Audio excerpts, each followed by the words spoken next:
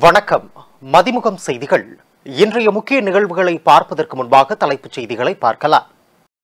அரசு உதவி பெறும் பள்ளிகளிலும் காலை உணவு திட்டம் 15ஆம் தேதி தொடங்கி வைக்கிறார் முதலமைச்சர் மு.க. ஸ்டாலின். மின்சாரம் தாக்கி உயிரிழந்த சிறுவனின் பெற்றோருக்கு ரூபாய் 2 லட்சம் நிதி உதவி முதலமைச்சர் மு.க. ஸ்டாலின் அறிவிப்பு. பகுஜன் சமாஜ் கட்சியின் மாநில தலைவர் ஆம்ஸ்ட்ராங் மர்ம நபர்களால் வெட்டி படுகொலை. 6 பேர் கொண்ட மர்ம நபர்கள் ஆம்ஸ்ட்ராங்கை அரிவாளால் சரமாரியாக வெட்டி வெறிச்செயல். விஷச்சாராய சம்பவத்தில் பலியானவர்களுக்கு 10 லட்சம் ரூபாய் சென்னை உயர்நீதிமன்றம் கேள்வி. அரவிந்த் கெஜ்ரிவால் வழக்கு சிபிஐ பதிலளிக்க டெல்லி உயர்நீதிமன்றம் உத்தரவு. உத்தரப்பிரதேச மாநிலம் ஹத்ராஸில் கூட்ட நெரிசலில் பலியானோர் சம்பவம். நேரில் சந்தித்து காங்கிரஸ் எம்பி ராகுல் காந்தி ஆறுதல். பாரிஸ் ஒலிம்பிக் போட்டியில் பங்கேற்கும் இந்திய அணி வீரர்களுடன் பிரதமர் மோடி உரையாடல். காலை உணவு திட்டத்தை அரசு உதவி பெறும் பள்ளிகளிலும் தொடங்க வேண்டும் என்ற கோரிக்கை எழுந்தது. அரசு பள்ளிகளில் படிக்கும் மாணவ மாணவிகளுக்கு முதலமைச்சரின் காலை உணவு திட்டம் எனும் திட்டத்தை கடந்த 2022ஆம் ஆண்டு அண்ணா பிறந்த நாளான செப்டம்பர் 15ஆம் தேதி முதலமைச்சர் மு.க. ஸ்டாலின் தொடங்கி வைத்தார். இத்திட்டம் கடல் தாண்டியும் பிரபலம் அடைந்த நிலையில் 2023ஆம் ஆண்டு தமிழகத்தில் உள்ள 30,992 அரசு பள்ளிகளில் 1 முதல் 5ஆம் வகுப்பு வரையில் படிக்கும் 15 லட்சம் மாணவ மாணவிகள் பயனடையும் வகையில் விரிவாக்கம் செய்யப்பட்டது. இந்த திட்டத்தை தமிழக ஊரக பகுதிகளில் இயங்கி வரும் அரசு உதவி பெறும் பள்ளிகளிலும் தொடங்க வேண்டும் என்ற கோரிக்கை எழுந்தது. சட்டசபையிலும் எம்எல்ஏக்கள் பலர் இந்த கோரிக்கையை முன்வைத்தனர். இதையடுத்து கடந்த பிப்ரவரி மாதம் தாக்கல் செய்யப்பட்ட 2024-25ஆம் ஆண்டுக்கான பட்ஜெட்டில் 1 முதல் 5ஆம் வகுப்பு வரை படிக்கும் 2,20,000 குழந்தைகள் பயன்பெறும் வகையில் ரூபாய் 600 கோடியில் முதலமைச்சரின் காலை உணவு திட்டம் அரசு உதவி பெறும் பள்ளிகளுக்கும் விரிவாக்கம் செய்யப்பட இருப்பதாக அறிவிக்கப்பட்டது. இந்த நிலையில் காலை உணவு திட்ட விரிவாக்கத்தை மத்திய உணவு திட்டத்தை அறிமுகப்படுத்திய காமராஜர் பிறந்த நாளான வரும் 15ஆம் தேதி திருவள்ளூர் மாவட்டம் கடம்பத்தூர் ஊராட்சி ஒன்றியத்தில் உள்ள கீழச்சேரியில் உள்ள அரசு உதவி பெறும் தொடக்கப்பள்ளியில் காலை 8:30 மணிக்கு முதலமைச்சர் மு.க. ஸ்டாலின் தொடங்கி வைக்கிறார். இதற்கான ஏற்பாடுகளை அதிகாரிகள் செய்து வருகின்றனர். மின்சாரம் தாக்கி உயிரிழந்த சிறுவனின் பெற்றோருக்கு ரூபாய் 2 லட்சம் நிதி உதவி வழங்கப்படும் என்று முதலமைச்சர் மு.க. ஸ்டாலின் அறிவித்துள்ளார். தமிழக அரசு வெளியிட்டுள்ள செய்திக்குறிப்பில் திருவாரூர் மாவட்டம் கூத்தாநல்லூர் வட்டம் திருராமேஸ்வரம் கிராமம் கோட்டச்சேரி பகுதியில் உள்ள கோவில் திருவிழாவிற்கு விளம்பர பதாகைகள் வைப்பதற்காக கடந்த 29ஆம் தேதி இரவு 11:30 மணியளவில் அக்கிராமத்தைச் சேர்ந்த சிறுவன் மதன்ராஜ் விளம்பர பதாகைகளை ஓரிடத்தில் இருந்து மற்றொரு இடத்திற்கு கொண்டு செல்லும் போது எதிர்பாராத விதமாக அருகில் உள்ள மின்மாற்றியில் இரும்பு கம்பியுடன் கூடிய விளம்பர பதாகையில் உராய்வு ஏற்பட்டதன் காரணமாக மின்சாரம் தாக்கியதில் பலத்த காயமடைந்து சிகிச்சைக்காக மன்னார்குடி அரசு மருத்துவமனைக்கு கொண்டு செல்லும் வழியில் உயிரிழந்தார் என்ற துயரமான செய்தியை கேட்டு மிகுந்த வருத்தமும் வேதனையும் அடைந்தேன். மேலும் இவ்விபத்தில் காயமடைந்து மன்னார்குடி அரசு மருத்துவமனையில் சிகிச்சை பெற்று வரும் சிறுவன் ரூபனுக்கு சிறப்பு சிகிச்சை அளிக்கவும் உத்தரவிட்டுள்ளேன்.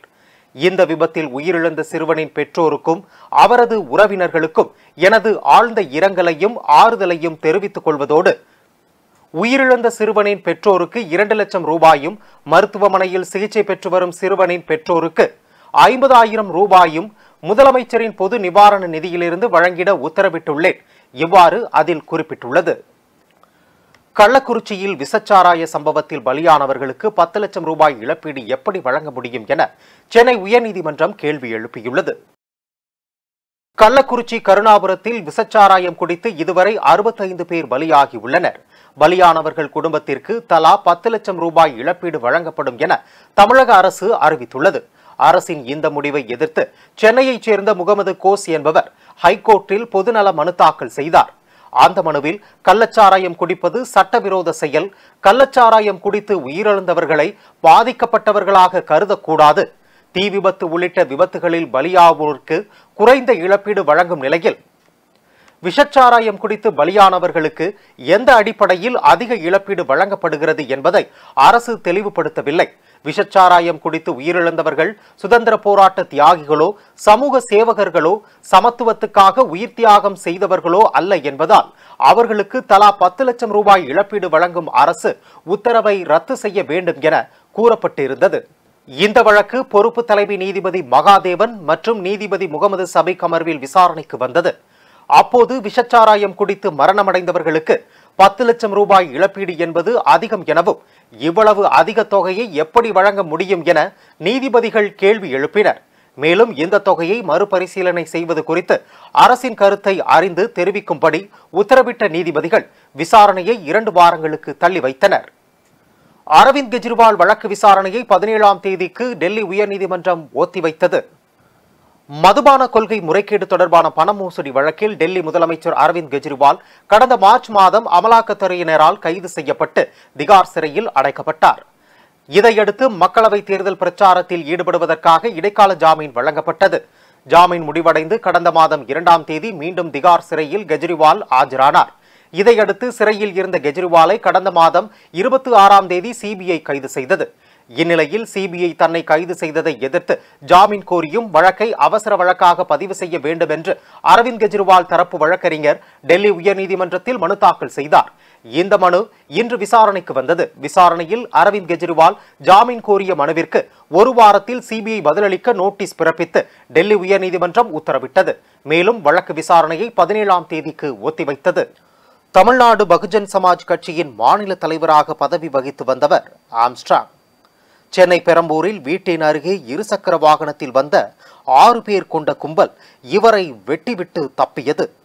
படுகாயமடைந்த ஆம்ஸ்ட்ராங் கிரீம்ஸ் சாலையில் உள்ள தனியார் மருத்துவமனையில் அனுமதிக்கப்பட்டார். அங்கு அவர் சிகிச்சை பலனின்றி பலியானார். பின்னர் ஆம்ஸ்ட்ராங்கின் உடல் கூராய்விற்காக சென்னை ராஜீவ்காந்தி அரசு பொது மருத்துவமனைக்கு கொண்டு செல்லப்பட்டது. தகவல் அறிந்து பகுஜன் சமாஜ் கட்சியின் உறுப்பினர்கள் மற்றும் ஆம்ஸ்ட்ராங்கின் உறவினர்கள் மருத்துவமனையில் குவிந்தனர். மருத்துவமனைக்கு வந்த இயக்குனர் ப. ரஞ்சித் ஆம்ஸ்ட்ராங் உடலை பார்த்து கதறி அழுதார். ஆம்ஸ்ட்ராங்கை அரிவாளால் வெட்டிவிட்டு தப்பியோடிய மர்ம கும்பலை போலீசார் தேடி வருகின்றனர். சம்பவ இடத்தில் கைப்பற்றப்பட்ட சிசிடிவி காட்சிகளை சேகரித்து விசாரணையில் இறங்கியுள்ளனர்.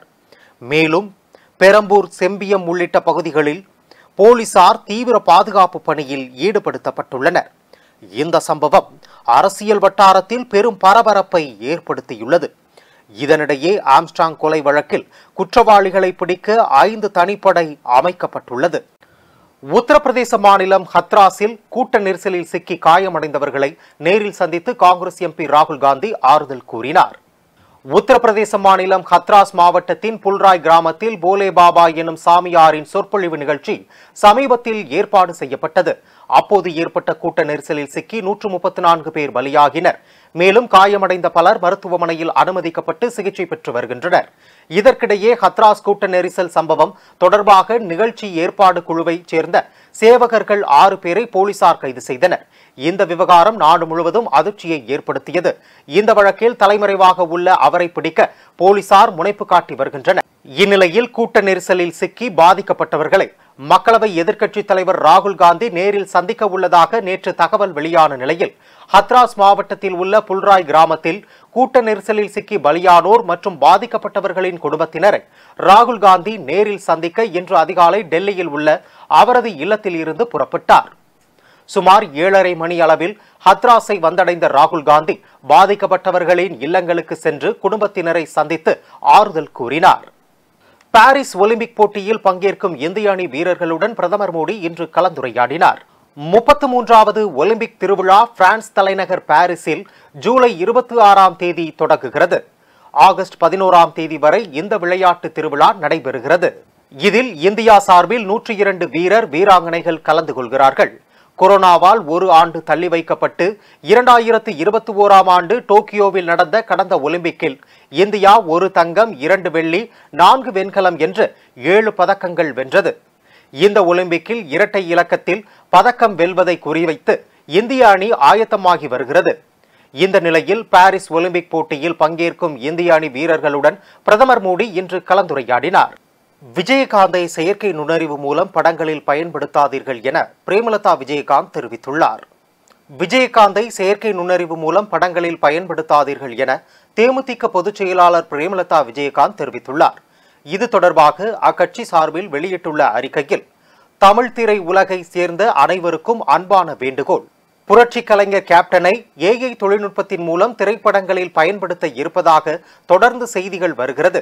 எனவே இதுபோன்ற செய்திகள் ஆடியோ வெளியீட்டு விழாவில் வருகின்றது. எங்களிடம் முன் அனுமதி இல்லாமல் இது மாதிரியான அறிவிப்புகள் வருவதை தவிர்த்துக் கொள்ள வேண்டும்.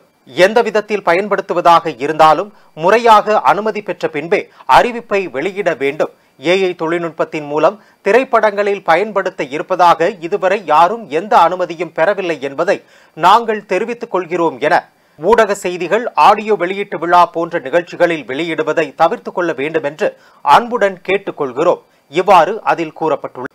கோவையில் பணிபுரியும் போக்குவரத்து தொழிலாளர்கள் தமிழ்நாடு போக்குவரத்து துறை தொழிலாளர்களின் வெற்றி சங்கம் என்கிற பெயரில் புதிய சங்கத்தை பதிவு செய்துள்ளனர். இதுகுறித்து செய்தியாளர்களிடம் பேசிய நிறுவனர் மற்றும் மாநில பொதுச் செயலாளர் மணிகண்டன், இந்த சங்கமானது எந்த ஒரு அரசியல் கட்சியையும் சார்ந்து இயங்காது எனவும், போக்குவரத்து ஊழியர்களின் நன்மைக்காக இந்த சங்கம் பயன்படும் எனவும், தமிழ்நாடு முழுவதும் போக்குவரத்து தொழிலாளர்கள் வெற்றி சங்கம் என பதிவு செய்யப்பட்டதின் நிகழ்வின் காரணமாக மாண்புமிகு முதல்வர் அவர்களை சந்திக்க இருப்பதாகவும் அவர் தெரிவித்தார். தற்பொழுது சங்கத்தில் 106 உறுப்பினர்கள் உள்ளதாகவும், விரைவில் சங்கத்தில் அதிக உறுப்பினர்கள் சேர்க்கப்படுவார்கள் எனவும் கூறினார். தமிழ்நாடு போக்குவரத்துறை தொழிலாளர்களின் வெற்றி சங்கம் என பதிவு செய்யப்பட்டு தமிழகம் முழுவதும் பதிவு செய்யப்பட்டு இன்று முதல் செயல்பட கொண்டிருக்கிறோம். எங்களது கோவை மாவட்டத்திலிருந்து நாங்கள் தனியாக எந்த அரசியல் கட்சியோட நோக்கம் இல்லாமல் தனியாக நாங்கள் புதுசாக சங்கம் பதிவு செய்யப்பட்டு போக்குவரத்துறையில் தொழிலாளர்கள் நலனுக்காக அலுவலக உதவியாளர், போக்குவரத்து ஓட்டுநர், நடத்துனர் மற்றும் அனைவருக்கும் சேர்ந்து போக்குவரத்து தொழிலாளர்களின் நலனுக்காக புதிதாக சங்கம் போக்குவரத்துறை தொழிலாளர்களின் வெற்றி சங்கம் என பதிவு செய்யப்பட்டு இன்று முதல் நடைமுறையில் செயல்பட்டு கொண்டிருக்கிறோம். இதனுடைய முதலாவதாக சங்கத்தின் பெயர் திறப்பு விழாக்கு முன்பாக நமது தமிழ்நாட்டில் போக்குவரத்துறை அமைச்சரை அவரை அணுகி அவரோட பேசலாம் அப்படின்னு சொல்லிட்டு இருக்கிறோம். அவங்களோட அப்பாயின்மெண்ட்டுக்காக வெயிட் பண்ணிட்டு இருக்கிறோம். ரெண்டாவது பார்த்திங்கன்னா, நம்ம தமிழ்நாட்டில் போக்குவரத்துறை சார்ந்த நம்மளது சேர்மன் அவர்களுக்கும் அப்பாயின்மெண்ட் கேட்டிருக்கிறோம். அவங்களுக்கு கூடிய விரைவில் அப்பாயின்மெண்ட் தரேன் இருக்கிறாங்க. இதுக்கு முன்னாடி பெயரை வெளிவிடாமல் இருந்து இதுவரைக்கும் நமது தமிழ்நாட்டில் முதலமைச்சரை சந்தித்து அவர்களோட அப்பாயின்மெண்ட் வாங்கிட்டு அவர்கிட்ட இதெல்லாம் ஒப்பீனியன் காமிச்சிட்டு அப்புறம் நாங்கள் பெயர் திறப்புலாம் வைக்கலான்ட்டு இருந்தோம். அதுக்குள்ளே அவங்களுக்கு ஒரு 2-3 நாள் கால அவகாசம் கேட்டிருக்கிறாங்க. அதனால் முதலாவதாக நம்ம தொலைக்காட்சி நிபுணர்கள் அணுகி அவங்க தொலைக்காட்சியின் மூலம் நாங்கள் இந்த தமிழ்நாடு போக்குவரத்துறை தொழிலாளர்கள் வெற்றி சங்கம் என இன்று முதல் செயல்படுகிறது என தொலைக்காட்சி மூலம் அனைத்து போக்குவரத்து தொழிலாளர்களுக்கும் நாங்கள் தெரியப்படுத்திக்கிறோம். தமிழ்நாட்டில் இருக்கிற போக்குவரத்து தொழிலாளர்களுக்கு எந்த பிரச்சனையாக இருந்தாலும் சரி எங்களை தொடர்பு கொள்ளலாம். தமிழ்நாட்டில் இருக்கிற ஒவ்வொரு மாவட்டத்துக்கும் எங்கள் பொறுப்பாளர்கள் நாங்கள் சந்தித்து உங்களை குறைகளை நாங்கள் தீர்வு செய்ய ஏற்பாடு செய்வோம். மற்ற தொழிற்சங்கம் இல்லாமல் புதிதாக செயல்பட்டிருந்த இந்த வெற்றி சங்கம் வெற்றியாக சிறப்பாக செயல்படும் என இந்த தொலைக்காட்சியின் வாயிலாக தெரிவித்துக் கொள்கிறேன். ரெண்டாவது, புதிதாக நாங்கள் தொலைக்காட்சியில் புதிதாக நாங்கள் ஒன்றும் இந்த தொழிற்சங்கம் ஆரம்பித்து லாபத்தை எண்ணத்தோடு பண்ணலை. 7 வருஷ காலமாக நான் செஞ்சுட்டு இருந்த சோசியல் ஆக்டிவிட்டிஸ், சோசியல் சர்வீஸ் மூலிமா இந்த தொழிற்சங்கம் ஆரம்பிச்சிருக்குது. அதனோட வரவேற்பும் அதனோட ஃபீட்பேக்கும் நல்ல முறையில் இருக்கனால இப்போ புதுசாக தொழிற்சங்கம் நாங்கள் ஆரம்பித்து இன்னும் சிறப்பாக செயல்பட்டு கொண்டு இருப்போம்னு இந்த தொலைக்காட்சி வாயிலாக நாங்கள் தெரிவித்துக் கொள்கிறோம். பல்வேறு மாவட்டங்களில் நடைபெற்ற நிகழ்வுகளை களத்தில் மதிமுகம் பகுதியில் பார்க்கலாம்.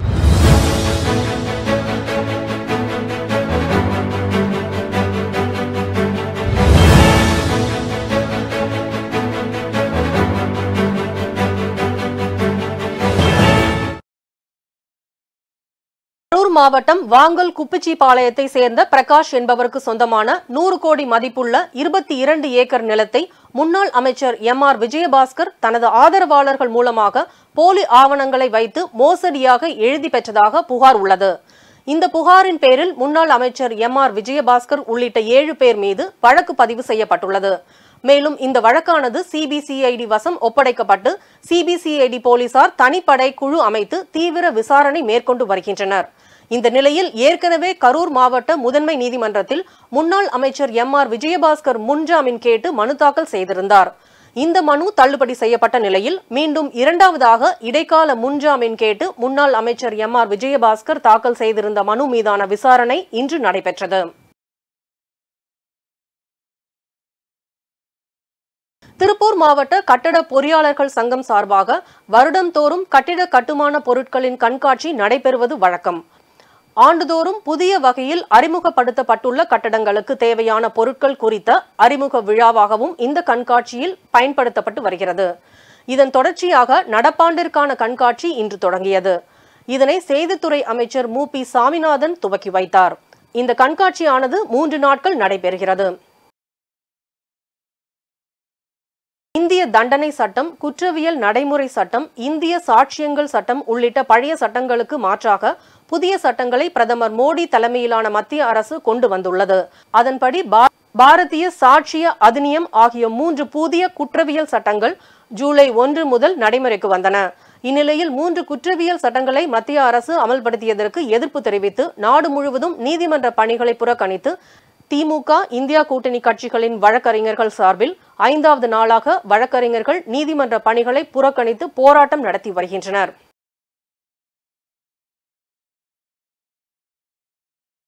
திருவள்ளூர் மாவட்டம் பழவேற்காடு அடுத்த பசியாபுரம் மீனவ கிராமத்தில் வசிக்கும் சிவகுமார், குமார், சேகர், சாய்குமார் ஆகியோருக்கு சொந்தமான மீன்பிடி வலைகளை கடலுக்கு சென்றுவிட்டு மீன்பிடி படகுகளை நிறுத்தும் கரையோரத்தில் வழக்கமாக வைக்கும் இடத்தில் வைத்துள்ளனர்.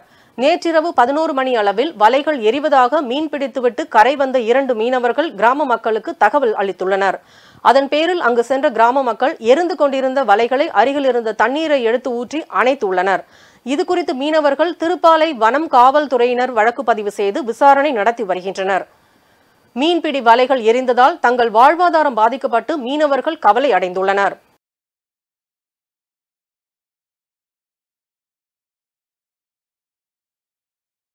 சென்னையை அடுத்த வண்டலூர் கேளம்பாக்கம் பிரதான சாலையில் மாம்பாக்கம் அருகே வீராணத்திலிருந்து சென்னைக்கு குடிநீர் கொண்டு வரும் ராட்சச குழாய் மீது டாரஸ் லாரி மோதி விபத்து ஏற்பட்டது.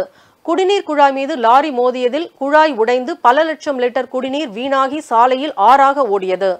வெகு நேரமாக துறை சார்ந்த அதிகாரிகள் யாரும் சம்பவ இடத்திற்கு வராத நிலையில் குடிநீர் வெளியேறுவதை நிறுத்தாததால் குடிநீர் வீணாகியது. வெகு மணி நேரம் கழித்து சம்பவ இடத்திற்கு சென்ற அதிகாரிகள் உடைப்பு ஏற்பட்ட குழாயை சரி செய்யும் பணியில் ஈடுபட்டுள்ளனர்.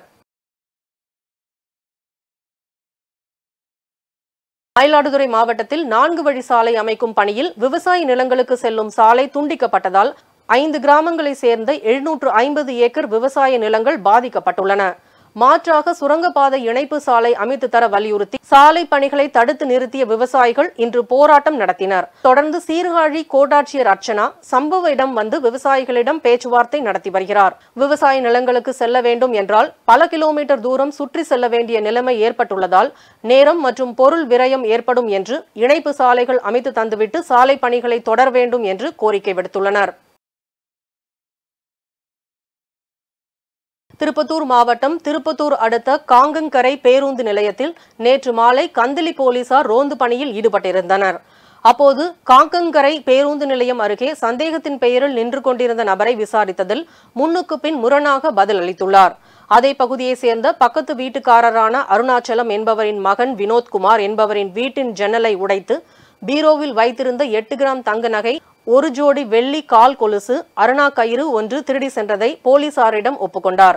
அதனைத் தொடர்ந்து போலீசார் அப்பு மீது வழக்கு பதிவு செய்து அவரிடமிருந்து கொள்ளையடிக்கப்பட்ட 8 கிராம் தங்க நகை, 1 ஜோடி வெள்ளி கால் கொலுசு, அருணா கயிறு 1 ஆகியவற்றை பறிமுதல் செய்தனர். மேலும் நீதிமன்றத்தில் ஆஜர்படுத்தி சிறையில் அடைத்தனர். திருப்பூர் மாவட்டம் காங்கேயம் அடுத்த வெள்ளக்கோயில் வாய்க்கால் மேடு பகுதியை சேர்ந்த மனோஜ் என்பவர் தனது வீட்டில் வைத்து சாராயம் காய்ச்சுவதாக கிடைத்த தகவலை அடுத்து வெள்ளக்கோயில் போலீசார் அவரது வீட்டில் சோதனை மேற்கொண்ட போது 60 லிட்டர் சாராய ஊறல் வைத்திருந்தது கண்டுபிடிக்கப்பட்டது. மேலும் 6.4 லிட்டர் சாராயம் காய்ச்சி விற்பனைக்காக வைத்திருந்ததும் தெரியவந்தது. இதனையடுத்து மனோஜ், அவரது நண்பர் செல்வராஜ் மற்றும் குட்டிமுருகன் என 3 பேரை கைது செய்து சாராய ஊறலை கீழே ஊற்றி அழித்தனர். காவல் நிலையத்தில் அருகாமை பகுதியிலேயே கள்ளச்சாராயம் காய்ச்சப்பட்ட சம்பவம் அதிர்ச்சியை ஏற்படுத்தியுள்ளது.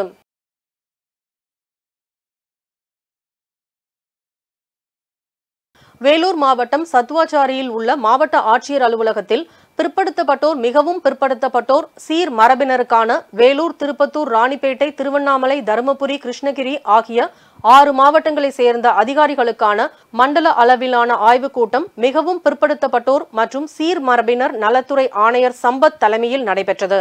இதில் மாவட்ட வருவாய் அலுவலர் மாலதி, முதன்மை கல்வி அலுவலர் மணிமொழி உள்ளிட்டோர் கலந்து கொண்டனர்.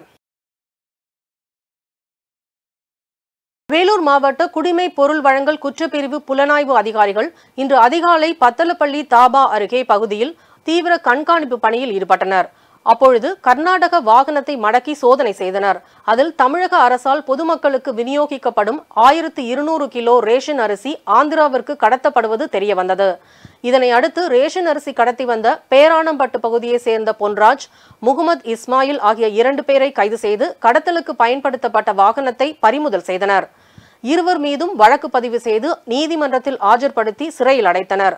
மேலும் பறிமுதல் செய்யப்பட்ட 1500 கிலோ ரேஷன் அரிசியை நுகர்பொருள் வாணிப கிடங்கில் ஒப்படைத்தனர்.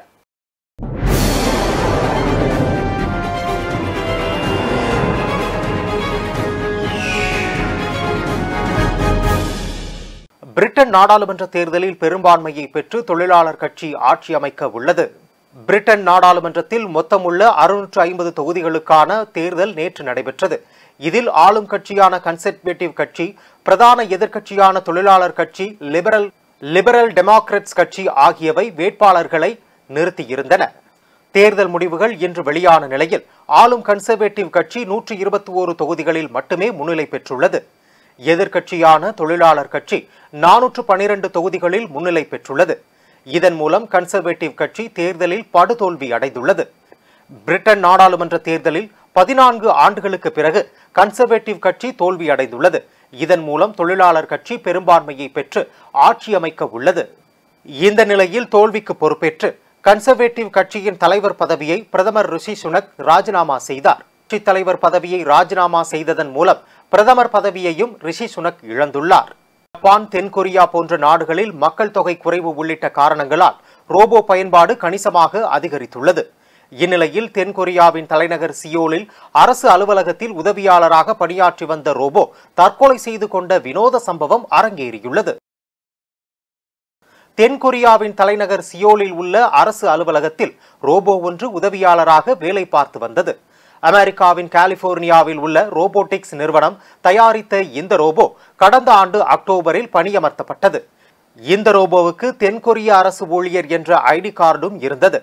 காலை 9 மணி முதல் மாலை 4 மணி வரை வேலை நேரமாக கொண்ட இந்த ரோபோ அலுவலகம் வரும் உள்ளூர் வசதிகளிடம் காலை 9 மணி முதல் மாலை 4 மணி வரை வேலை நேரமாக கொண்ட இந்த ரோபோ அலுவலகம் வரும் உள்ளூர் வாசிகளிடம் இருந்து தினசரி ஆவணங்களை பெற்று அதிகாரிகளிடம் வழங்குவது உள்ளிட்ட பணிகளை செய்து வந்தது. இந்த நிலையில் சம்பவத்தன்று அந்த ரோபோ வழக்கம் போல் அலுவலகத்தில் பணியில் இருந்தது. அப்போது திடீரென அந்த 2வது தளத்தில் இருந்து முதல் தளத்திற்கு இறங்கும் படிக்கட்டில் விழுந்து நொறுங்கியது.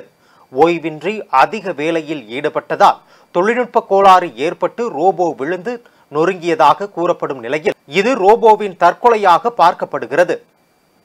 விழுந்து நொறுங்குவதற்கு முன்பாக 2வது தளத்தில் ஒரு குறிப்பிட்ட இடத்தை சுற்றி சுற்றி வந்ததாகவும் மிகவும் குழப்பத்துடன் காணப்பட்டதாகவும் அங்கிருந்த அதிகாரிகள், ஊழியர்கள் தெரிவித்தனர். மீண்டும் தலைப்புச் செய்திகள். அரசு உதவி பெறும் பள்ளிகளிலும் காலை உணவு திட்டம் 15ஆம் தேதி தொடங்கி வைக்கிறார் முதலமைச்சர் மு.க. ஸ்டாலின்.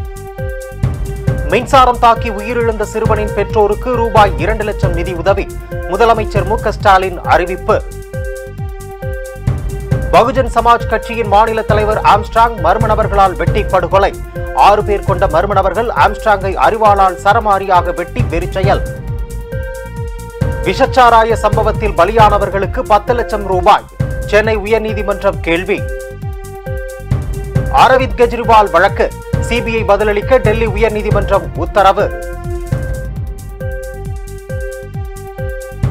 உத்தரப்பிரதேச மாநிலம் ஹத்ராஸில் கூட்ட நெரிசலில் பலியானோர் சம்பவம். நேரில் சந்தித்து காங்கிரஸ் எம்பி ராகுல் காந்தி ஆறுதல். பாரிஸ் ஒலிம்பிக் போட்டியில் பங்கேற்கும் இந்திய அணி வீரர்களுடன் பிரதமர் மோடி உரையாடல். இத்துடன் செய்திகள் நிறைவடைந்தன. மீண்டும் செய்திகள் பிற்பகல் 1:30 மணிக்கு. மேலும் செய்திகளை தெரிந்து கொள்ள மதிமுகம் பிரைம் யூடியூப் தளத்தில் இணைந்திருங்கள்.